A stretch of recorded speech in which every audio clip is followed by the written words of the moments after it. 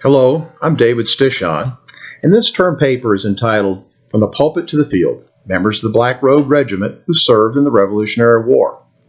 In this video, I'll define the term Black Robe Regiment and explain the impact of these revolutionary ministers in influencing the colonists to rebel. Then I'll talk about the political, military leadership, and chaplain duties assumed by many of these clerics during the Revolutionary War. Last, I'll also describe to you a few of the methods used to research this paper.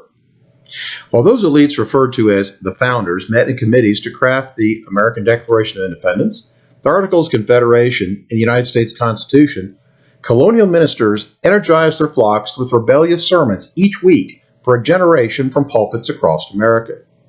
Nicknamed in scorn the Black Robe Regiment by British authorities and loyalists, both sides recognized the impact of this drumbeat of discontent by ministers on their communities.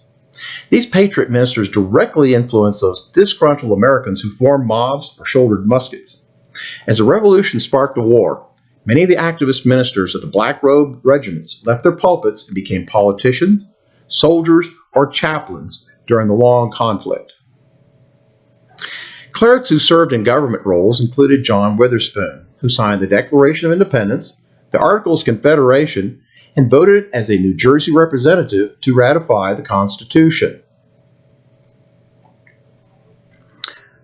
Within 2.5 years of accepting his first position as a pastor of a frontier Virginia Lutheran church, young Peter Mueller served in county and state governments and was appointed colonel of the 8th Virginia Regiment. After rising to the rank of general, he led French and American troops in an attack that caused the British to surrender at Yorktown. Ordained a minister at 16, Chaplain Richard Fulmer wrote a broadside 3 years later to Loyalist militia gathered in South Carolina, convincing them to go home rather than attack their neighbors. His successful propaganda efforts postponed the Civil War in the state for over 4 years and motivated General Cornwallis to put a bounty of 1,000 pounds sterling on his head.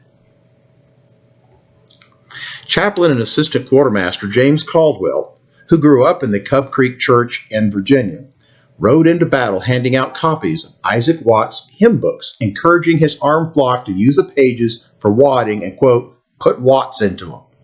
He learned later that his wife had been murdered by a British soldier in their home that day and was assassinated a year later.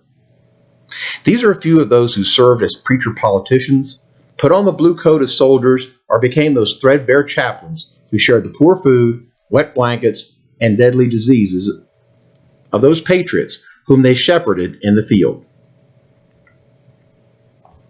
When looking into the Black Robe Regiment as a topic, I discovered the names and fates of 122 known and 24 suspected Continental chaplains in Army records.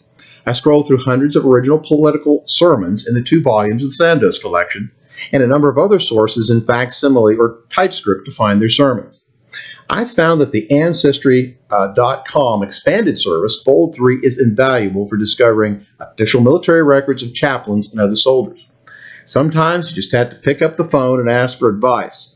I called to Dan Fitzpatrick, the current U.S. Army branch historian of the Chaplain Corps at Fort Jackson, South Carolina, provided leads to official records. Most importantly, he had the new telephone number for the retired, long-serving chaplain historian and author, John Wesley Brinsfield. John is an old colleague and a wealth of knowledge who even sent me a copy of one of his books to use. When researching this topic, it really opened my eyes. The American clergy had a much greater impact on preparing the masses to become patriots than I could have imagined. The effects of the revolutionary sermons and pamphlets on the attitudes of the American colonists in the period from the First Great Awakening into the War of Independence is a fascinating research area. I may develop an article for Chaplain Journal or other periodicals based on my research on this paper and on the lectures and readings in this course. I'm David Stichon, and this has been a presentation in American Christian History.